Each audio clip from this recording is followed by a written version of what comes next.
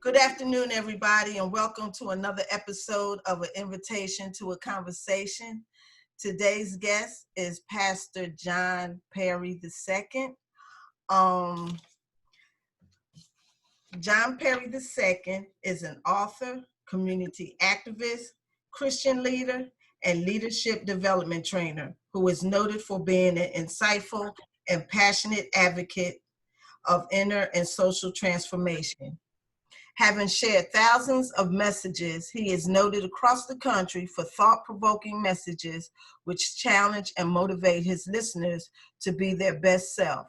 These messages spring from his personal philosophy that says, each life holds immense value and has been created to be the miracle that the world stands in need of. Therefore, through the discovery, development, and full activation of the possibilities locked within us lies the present day miracles needed to make the world a better place. Perry is recognized as a results driven leader with a proven track record of driving organizational growth, leading full-scale startups, and leading cultural change. He has been a valuable resource to pastors and organizations seeking new levels of operational efficiency amongst those leadership and or membership. His leadership philosophy is potential undeveloped is possibility unrealized. His belief in others and his passion for developing the potential within them permeates his approach in both church and community. Perry's college education began at Florida Community College, Jacksonville, currently known as Florida State College in Jacksonville. He majored in psychology and minored in business. After some time of attending, Perry was led to transfer and continue his education at Jacksonville Theological Seminar. Here, he would go on to earn his doctorate of Christian education.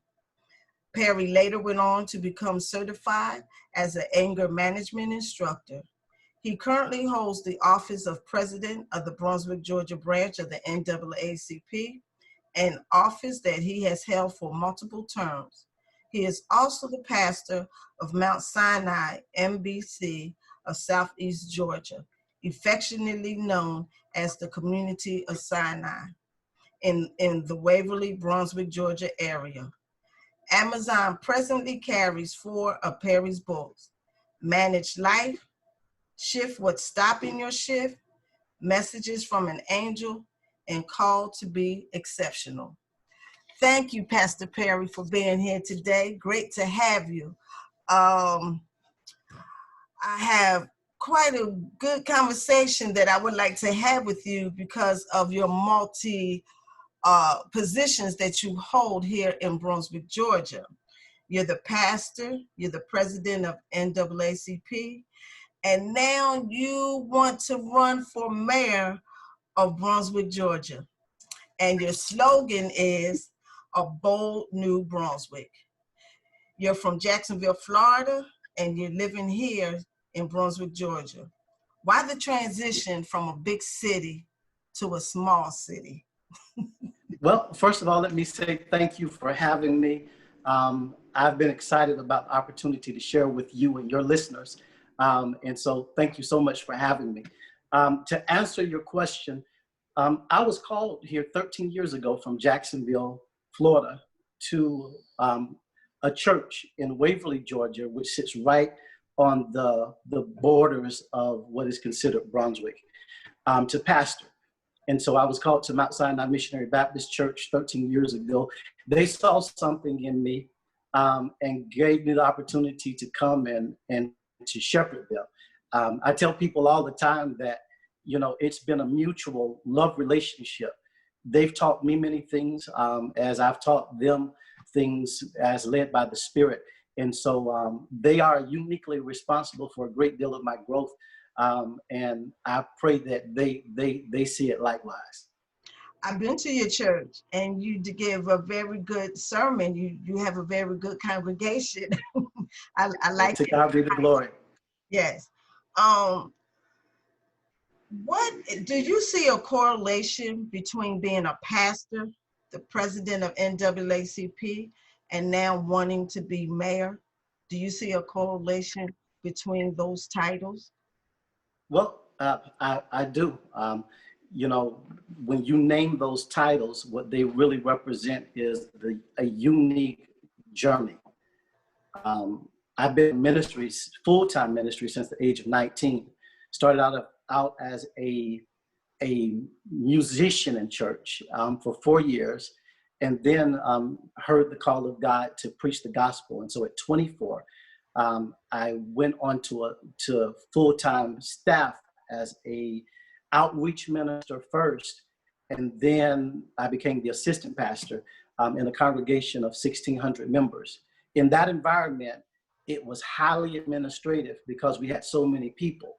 And a part of the church's aim was to properly serve community. And so it wasn't the idea of people just gathering in the building, shouting and dancing. It was people who were empowered and who were developed to understand that a unique part of your spiritual responsibility is to care for your fellow neighbor. And so I was shaped with that mindset. So when I came here and was provided the opportunity to serve as pastor of Mount Sinai, uniquely what took place is I had members who began to share with me that they were being overlooked for job positions. And initially I didn't want to get involved. And so, you know, I kind of just stayed out of it and listened, you know, read what was going on in the media. And I heard more people and teachers saying that they were being overlooked for job opportunities and promotions. And so as a pastor who just sought to care for his congregation properly and be a positive voice in helping them to have a healthy and vibrant life, I began to go to the school board and begin to share with them about what I saw as institutional racism, what I saw as unfair hiring practices and people being overlooked. And from that, our local NAACP saw the work that I was doing.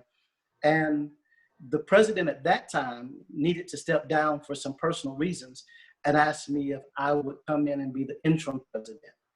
And so I served, first of all, as interim president, then was elected the following term as president. I resigned so that I could give more attention to my congregation. And then the local chapter came back and said, we want you to consider coming back, which is my current tenure. That ends at this year. I agreed to come back to try to help the organization reorganize and regrow.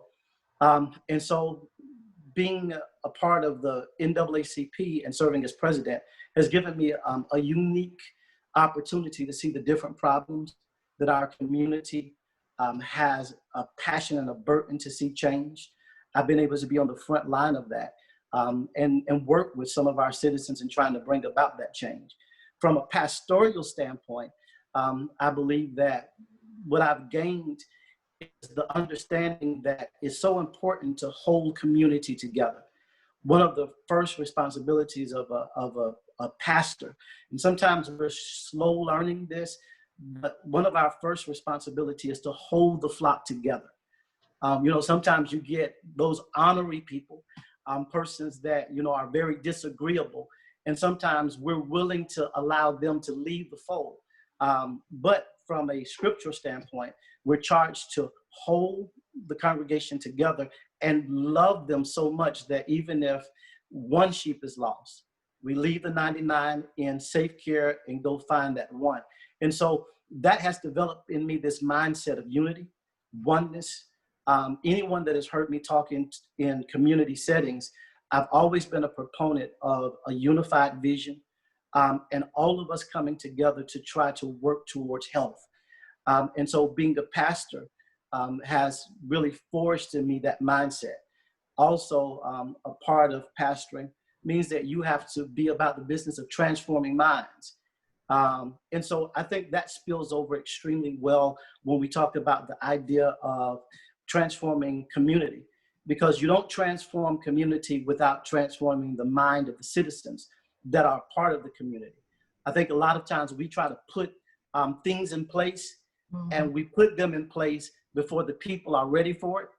And sometimes, frankly, there's not a strong enough effort to bring people into the process so that their mind is changed as you're going through the process, so that you can have the long-term success that you desire to have with bringing about change. And so I can really go on and on and on about all the many lessons that I've learned from being a pastor that I really believes that puts me in position to serve the people of Brunswick if they so see fit. I'll give you one more thing that really, really is important to me. In churches, a healthy church that really understands the heart of Jesus Christ, they embrace this whole idea of diversity. You know, for 13 years, I've been preaching to my church that there's no such thing as a Black church. Not when you really read the Bible and get the revelation of Jesus Christ. Under the shed blood of Jesus Christ, it tells us we all have become one people. And I think that when we talk about community, that same mindset kicks in, that we are a diverse community of people made up of different races, made up of different opinions. And true leadership has to have the ability to work with all of those different components and find ways to bring them together so that you can have unity, harmony, and forward movement. And that reality really caused me to understand that I need to go and empower myself in this area of anger management. Because even in the church, I was seeing people get frustrated with one another, not being able to resolve common differences. And so I took an anger management course to be certified as an anger management instructor, which I believe has empowered me to really be a good negotiator, to help people find their common thread and to work together in a spirit of unity and harmony.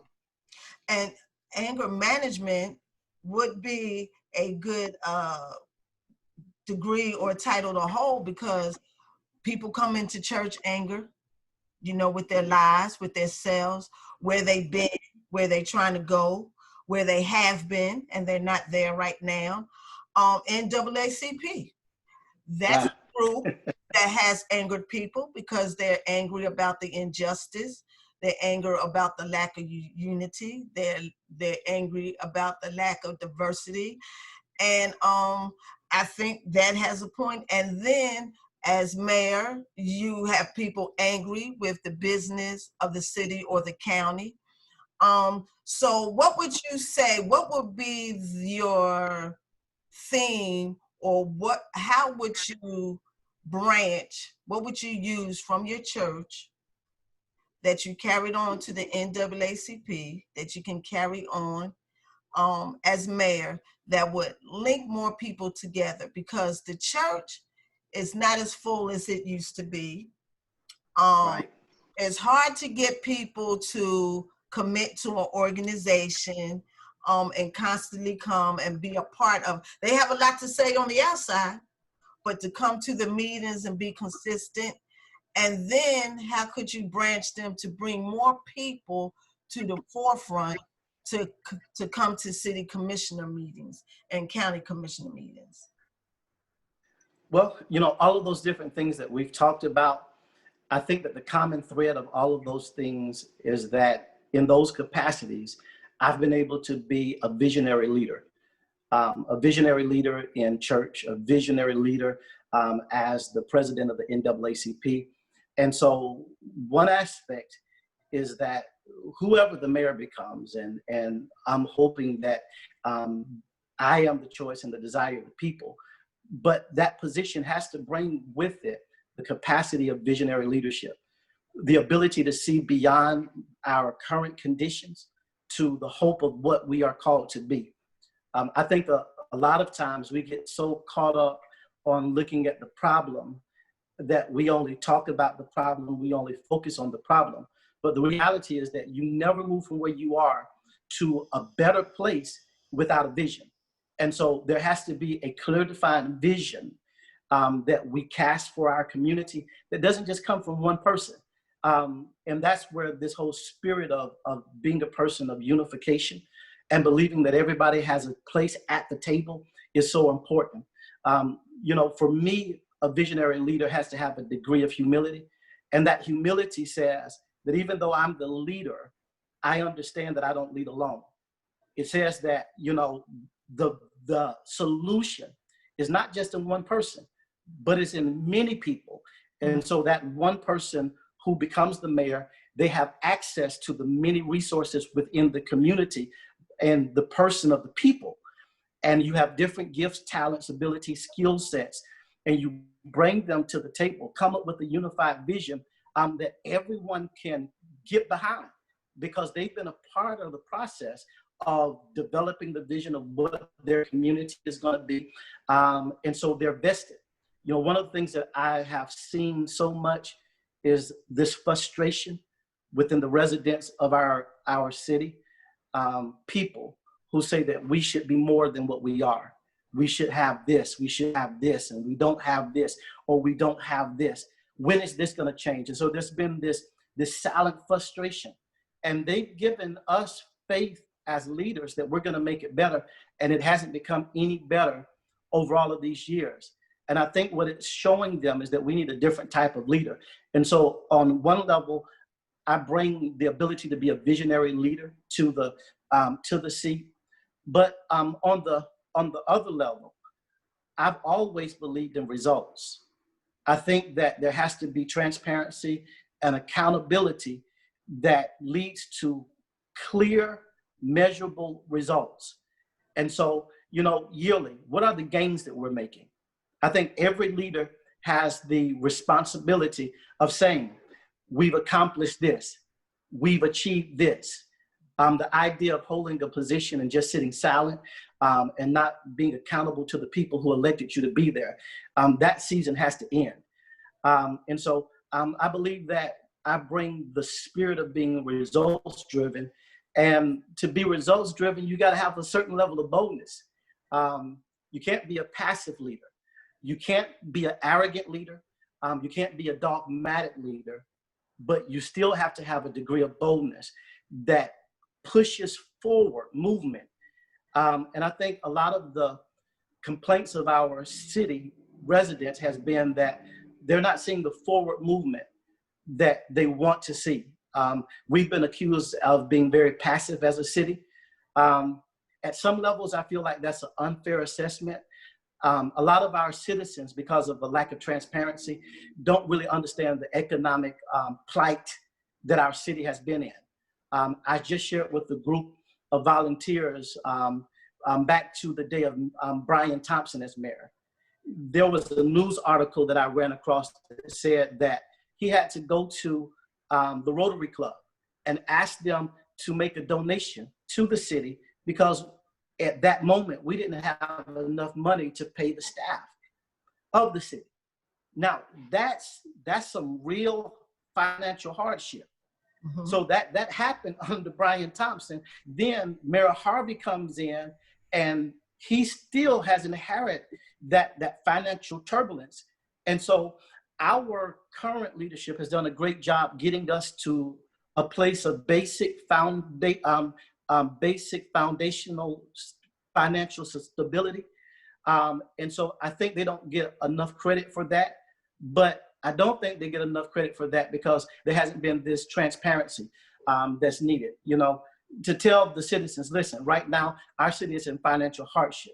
These are the reasons that we are facing that financial hardship. These are the things that led to it. We've learned from those moments in history.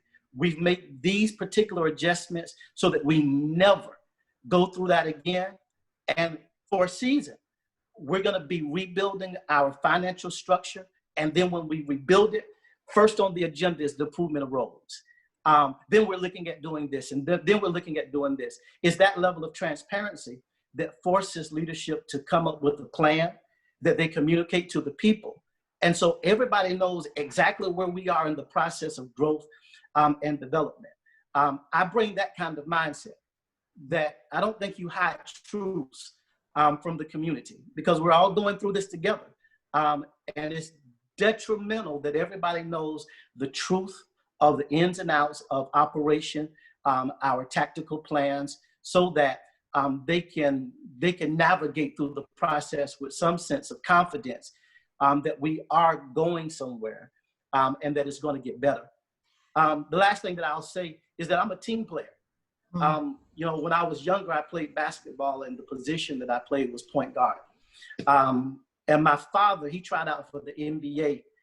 Tried out for the NBA twice. The second time he made it to the final third round cut, fell a little short. Had the opportunity to go to NBA, to play overseas, but turned it down.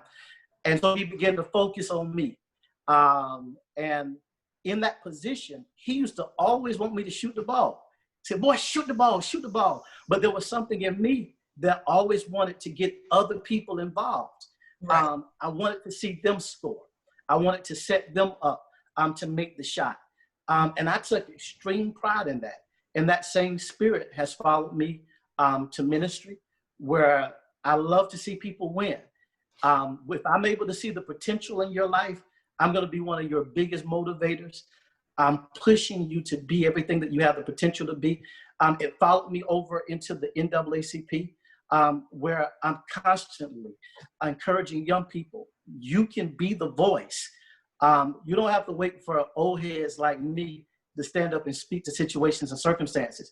And even our older citizens that complain, you know, I'm constantly telling them that you can make a difference. Your voice, your thoughts matter, and can be the source of meaningful change within our city and even the world. And so I'm a team player, and I'm looking forward to working with the commissioners that we have in place, our new city manager, who comes with so much knowledge and so much experience. Because when you get the right team together and you respect one another's strengths and cover one another's weakness, you can move forward in powerful ways. Green missed that shot last night. They could have won that game.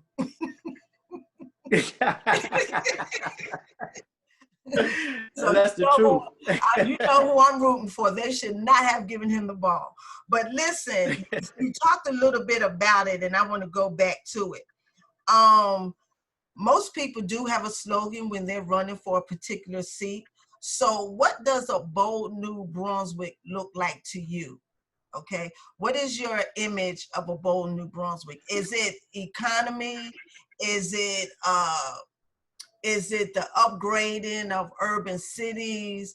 Is it better pay? Because we have a lot of service jobs. I have nothing against service jobs, but we need corporate jobs that hold positions like clerical administration, you know, things like that. Everybody doesn't want to be forced into, everybody has to work.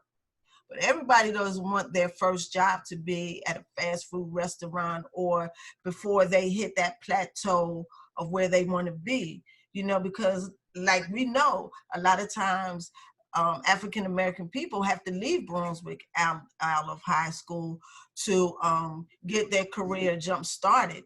And after they've made a certain position or title or whatever, then they can come back later on and try to fit in and get into a position with the city. So we want to keep everybody here, you know. So what does a bold new Brunswick look like? And then we'll get into what is your agenda for a bold new Brunswick.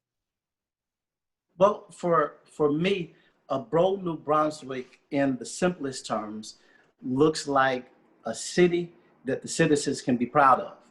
You know, all of us want to live in a place that we can literally be proud to say that that's our city. And in that kind of environment, the citizens have everything they need in order to live a happy and vibrant, successful life.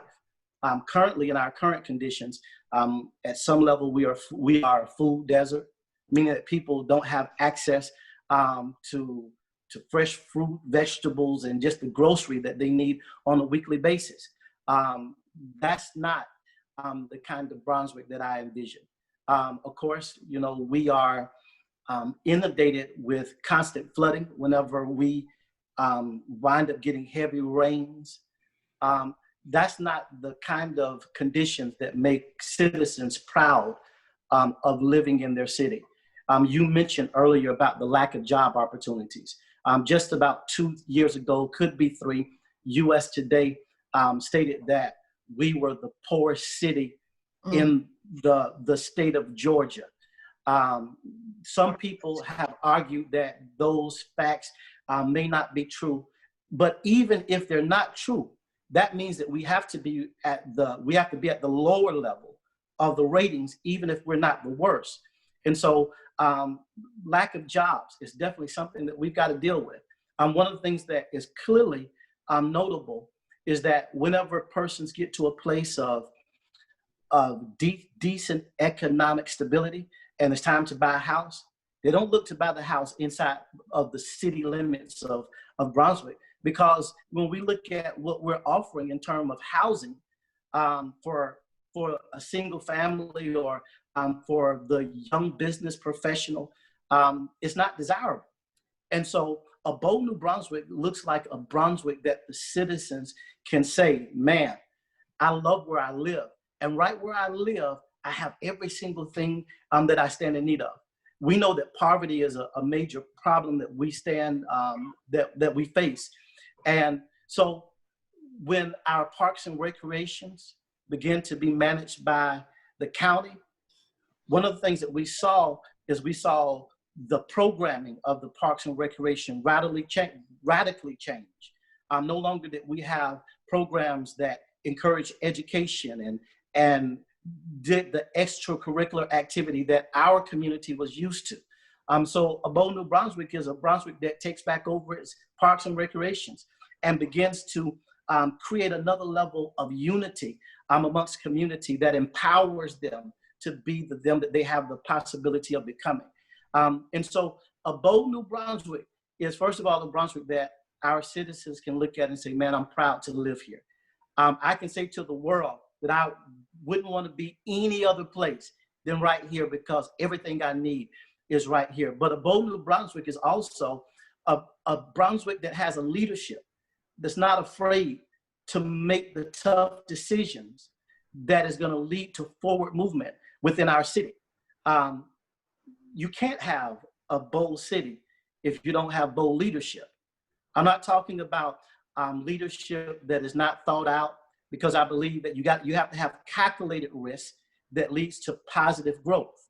And so a bold New Brunswick is a Brunswick whereby our leadership begins to have another level of confidence in their ability to dream and imagine and move our city forward in a way in which our community can say, man, I'm proud of the city that I live in. And okay, and I have a lot more questions to get in. We have about 30 more minutes.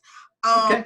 What is tell me briefly your agenda for becoming mayor, and then, yes, what is your— my platform? Yes. Okay. Yeah. Well, I believe that all of us really desire the same thing, and that is to see the poverty that has been eroding our community eliminated. That's a common thread that links all of us. Whether you're the person that can't find a job and your economics are low, or whether you're the person who has a stable income, has a house, all of us desire to see the elimination of poverty, because for the house owner, it's depreciating their house value. For the person that can't find a job, they're stuck in a situation that's beneath their dream, that's beneath their desire. And so I think it all begins we have this common thread of wanting to see the poverty that is eroding our community and city eliminated. Now, in order to do that, of course, we got to stimulate the economy in different ways. We've got to begin to be able to attract businesses to our area. And so in order to do that, there's some foundational things that we've got to do. First of all, we have to focus on what is going to strengthen our economy. We know that we have, over the history, had a dwindling tax base. We've got a lot of buildings that people don't pay taxes on. We have a lot of churches within our city where they don't pay taxes. We have a lot of abandoned houses and buildings that are not being occupied. And so there are all of these different sources of tax revenue that we're being shortchanged on. And so there has to be some level of focus on our tax base. We've got to get these abandoned houses and dilapidated houses remodeled and rebuilt up and occupied. And so that's one level. We also have to support our small businesses. But supporting our small businesses is not just in providing some type of financial stimulus. It's also being thought out enough to begin a campaign throughout the city that says, listen, as a city, we've got to support our own first. You know, what happens in the city of Brunswick is most of the times we take all of our dollars out to the county. And then if we don't take it out to the county, we take it out to a whole nother city. So, you know, when we think about shopping, the first thing we do when it's time to go back to school shopping, we take our kids out of our city or out of our county into a whole nother neighboring city to buy the same stuff that we could have purchased here. And so we've got to start this educational campaign saying to our citizens, make the commitment to spend home first. You know, and that's one of the things, and that was one of the things about the controversy about the conference center. Okay. Right. I've lived down here for 36 years, coming from Philadelphia, Pennsylvania. And there's always activities, somewhere to go. The Spectrum, the Civic Center, somewhere to go within the city that you can see the basketball games and things like that. So when people, before I got involved in the community, people used to ask me, what would I like to see Brunswick have? And I said, a convention center. I said, because it makes no sense that we have to go all the way to Jekyll Island, which is the county, and pay money into that and not bring it back to here. We had Tasha Cobbs comes here every year. Where does she go? To the convention center. Leandra Johnson came here from Sunday Best. Where did she go? Brunswick High. You know, we have many churches have conferences and weekend things. Where do we go? Selden Park. I could not understand why. And that's why I said, how can you bring the community in? Because a lot of people I talked to wanted the conference center. But when I asked them to step up and come to the meetings and speak up, that's where you can't get them to come. You know, because they say they're not going to listen to me. They're going to do what they want to do. But I think right downtown Brunswick would have been an excellent place for a conference center, because truly it's in walking distance of some of our urban communities. Reynolds Street, Union, you know, right there, right across from Mary Ross Park. And we could have shown them a nice new place to have dance competitions and a lot of things that would have brought money into the city. And so to say that, this is my next question to you. You have a lot of energy. You have a bold new idea. You have great thoughts. And I think a lot of people go into politics feeling this way. But once you get into the middle of it, it's not just your word that's going to get things passed, get things approved. So how would you, like they say in the White House, go across the aisles, you know, and get them to come in? Because your idea, you might be seeing things that's way out here. But there's, you know, the story between the frog and the giraffe. The giraffe is up here and the frog can only see so further than the grass blades. So how can you get people to see your idea and go ahead and get it done? Because I think the wheels of the law sometimes is just so hesitant. And how would you keep your spirit to get it done?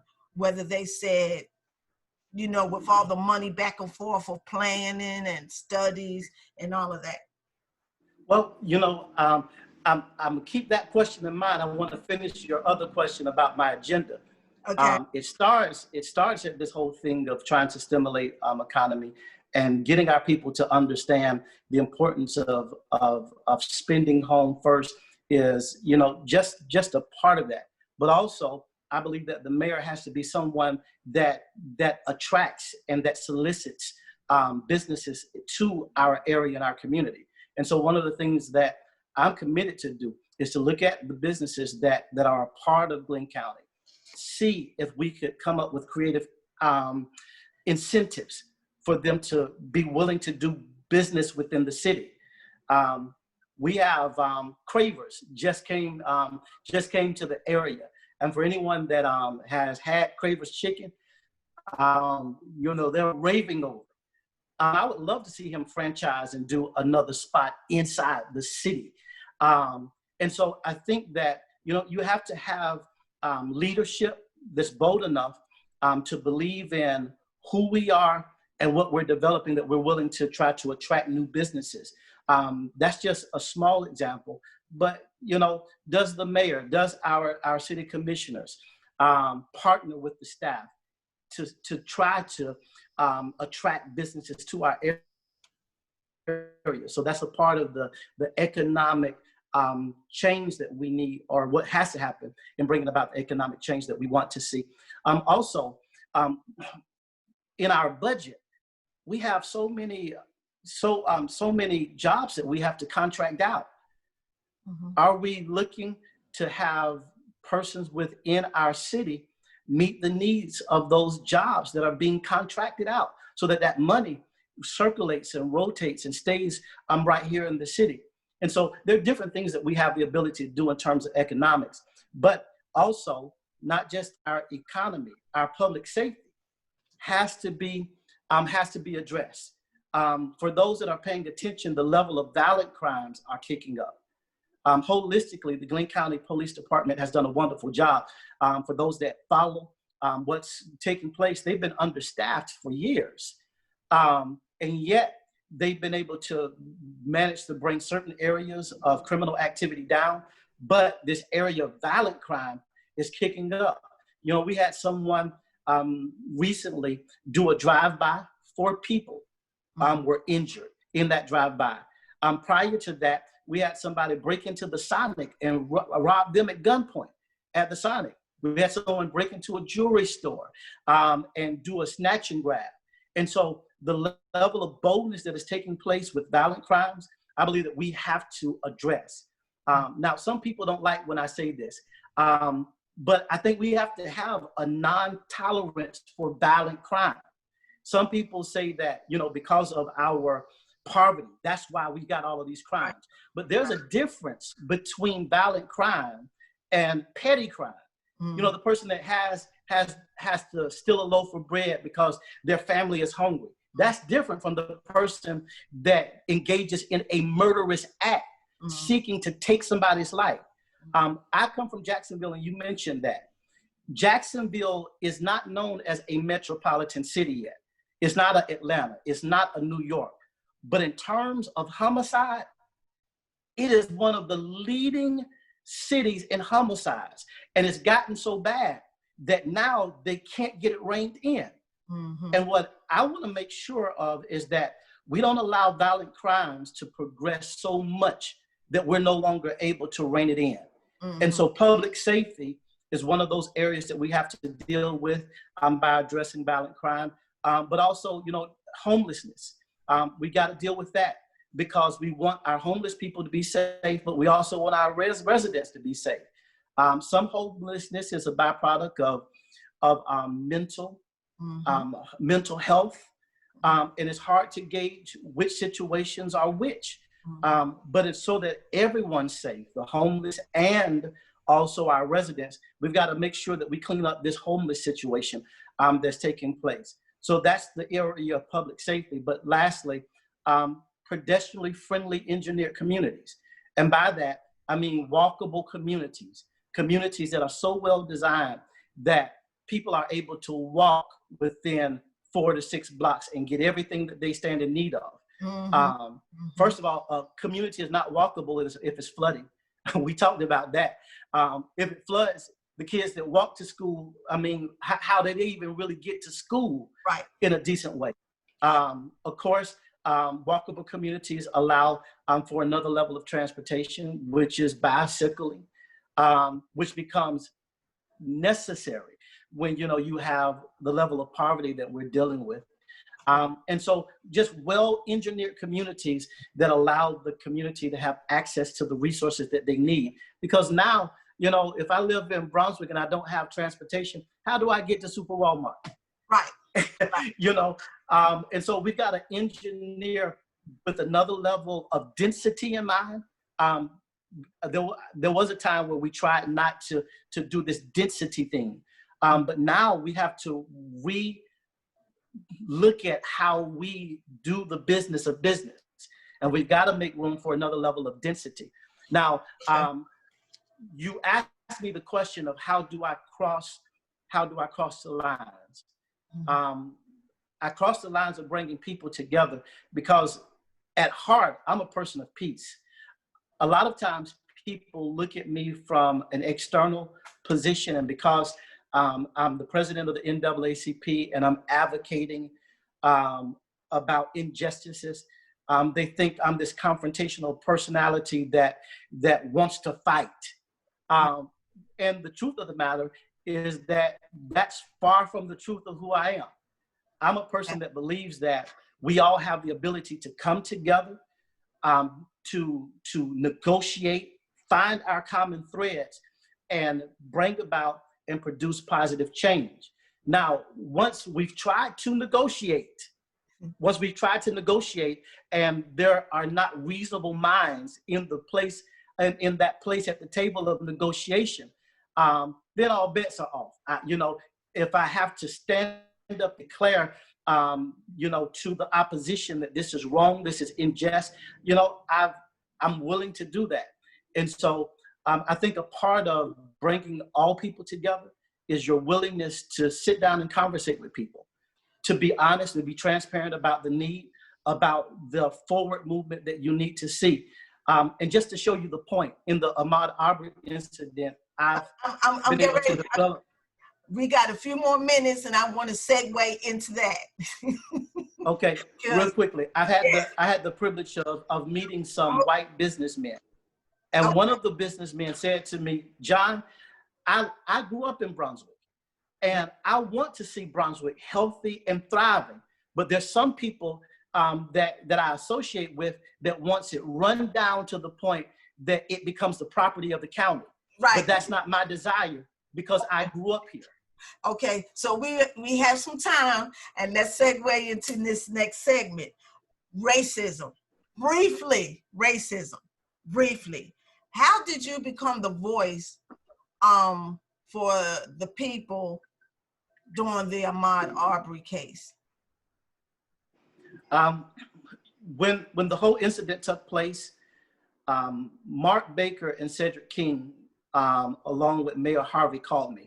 And they said that we're scheduling a meeting to talk with Jackie Johnson about this incident that has taken place, because it seems like no information is being given to the public. And we want you to be a part of this meeting with us. And so I attended the meeting with them, and we had an opportunity to talk with Jackie and to talk with the current chief of police about the situation. And after talking with them, we left out of there not satisfied fully with what they had given us. And we knew that we had to do something greater. And so Pastor Mark Baker got on the phone, called the gentleman by the name of Mike Malloy, and Pastor Baker invited some people to be a part of a leadership meeting. Mike Malloy invited some people to be a part of that same meeting. And we wind up with about 48 leaders that represent different aspects of our county. And while we were in that meeting, Pastor Baker said to that group, I don't have anything to say, but I need you all to let John Perry speak. He's going to speak on my behalf.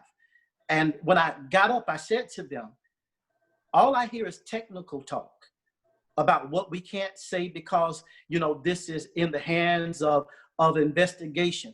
I said, but as leaders, Where's the empathy? Mm-hmm. We have the ability to make a statement and say to this family that we sympathize with what happened, and what happened to your son is wrong. And as leaders, we're committed to making sure that we see this through to the end so that justice is done. I said, there's no law, there's no policy against that. And at that point, I think they saw my heart, and the group agreed to allow me to be a spokesperson on the behalf of our leadership. What is your take on, like I mentioned earlier before, how do you feel, or what is your thought when you hear people say that racism doesn't exist in Brunswick, and they 2 minutes, and they lived here all their life, and they didn't think that it exists, they never seen it, heard it, or felt that it was here? Two things. I think one group of people use that statement as an excuse to ignore the reality. But secondly, I think some people are just that sheltered. They only deal with their group of people, and they're not in certain arenas to see it. And so they can't acknowledge it because their relationships aren't that broad.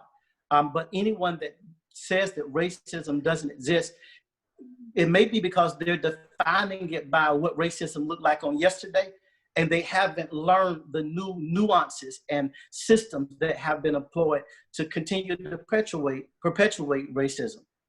What is your stance, 2 minutes again, what is your stance on the Confederate monument?